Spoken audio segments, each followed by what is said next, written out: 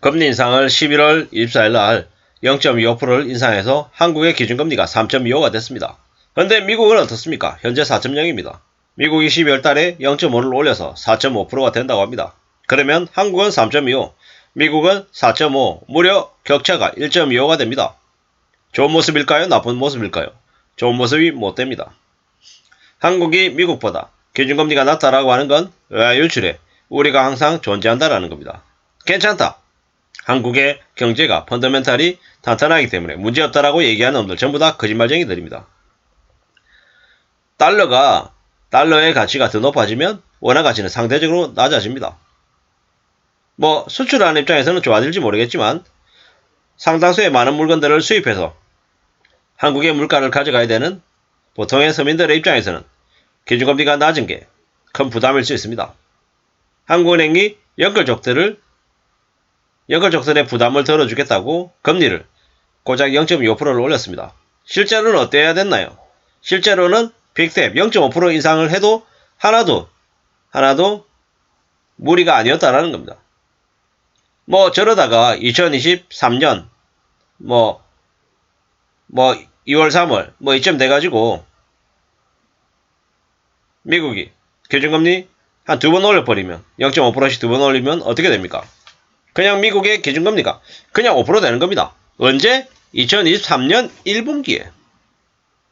지금 미국이 기준금리를 매우 안 올리고 지지부진하게 혹은 멈추거나 반대로 내릴 것처럼도 한국의 언론들은 떠들대고 있습니다. 절대로 착각하시면 안 됩니다.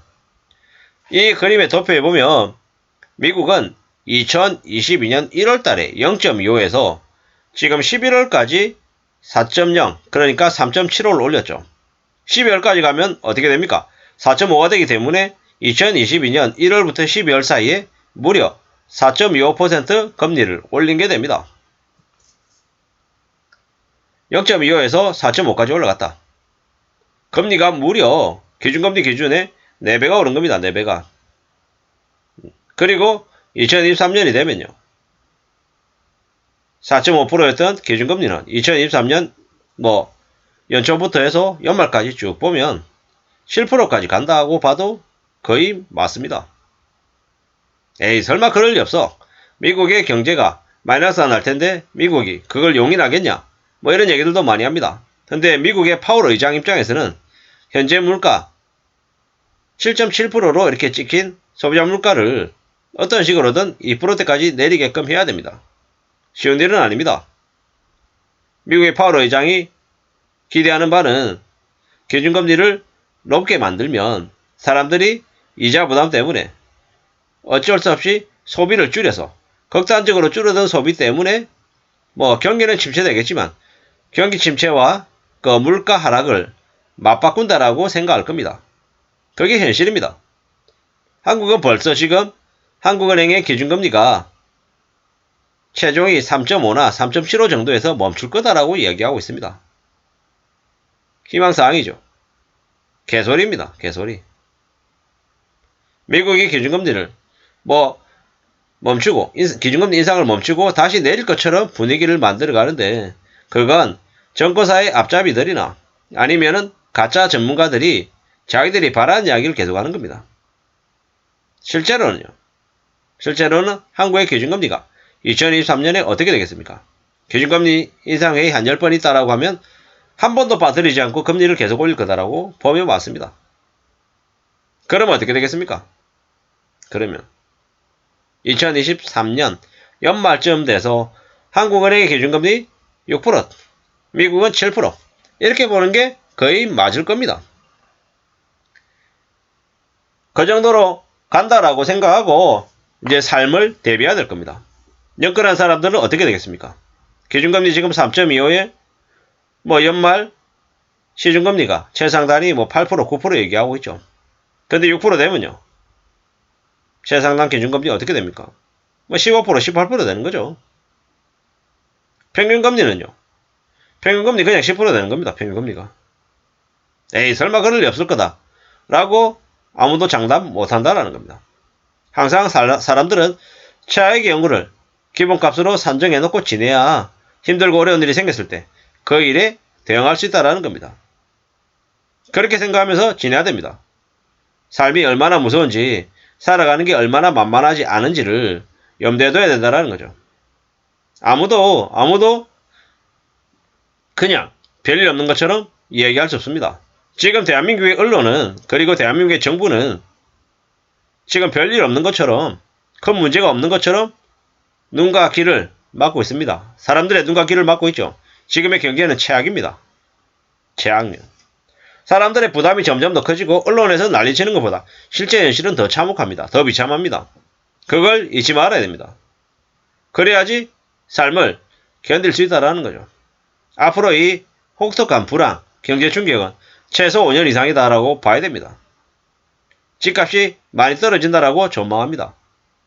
주식도 많이 떨어진다고 전망합니다. 왜겠습니까?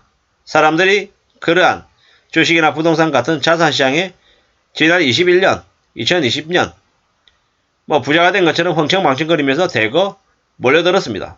이제 그 몰려든 것들이 대거 빠져나갈 겁니다. 너무 많이 올라갔기 때문에 떨어진 속도도 더 가파를 것이다 라고 봐야 되는 거죠. 이웃나라 일본의 거품 붕괴가 일본에서만 벌어진 일, 일본 사람들의 특이한 모습들이 아니라 어느 나라에서든 미국이든 영국이든 독일이든 유럽 모든 나라에서 비슷하게 일어났던 일이고 이제 한국에서도 벌어질 일이라는 거죠. 그러면 이제 앞으로 한국 사람들 저나 여러분들 우리들이 어떻게 살아야겠습니까? 좀 더 현실적이고 좀 더 이제 스스로 이제 추구하는 궁핍, 검소, 절약 이런 것들이 이제 당연해지는 거죠. 벌써 이제 2030 청년들 입장에서는 무지출 챌린지, 무소비 이런 얘기들 되게 많이 하죠. 왜겠습니까? 돈이 없으니까. 지갑 사정이 안 좋으니까 그렇게 얘기하는 겁니다. 더치페이가 당연해지고 점심 도시락을 싸와서 먹고 이러는 것들이 전부 다 돈 문제라는 겁니다. 돈 문제. 쉽지 않다라는 거죠. 내 생각대로 내 뜻대로 살아갈 수 있으면 참 좋으련만 그러긴 어렵다라는 거죠. 앞으로 점점 더 많은 생각을 하면서 살 겁니다. 어떻게 살아야 되지? 어떤 모습이 나한테 맞는 거지? 이런 고민들을 하는 게 당연하다라는 거죠. 한국의 정권가에서는 최종 금리가 3.75쯤 될 거다 이렇게 얘기하는데 절대로 아니라는 겁니다. 내년 최종 기준금리가 3.75가 아니라 3.75 아니라 5.75, 6.0 이렇게 봐야 될 겁니다. 이창용 한국은행 총재, 대한민국 경제를 망가뜨리는 원흉이다라고 봐야 됩니다.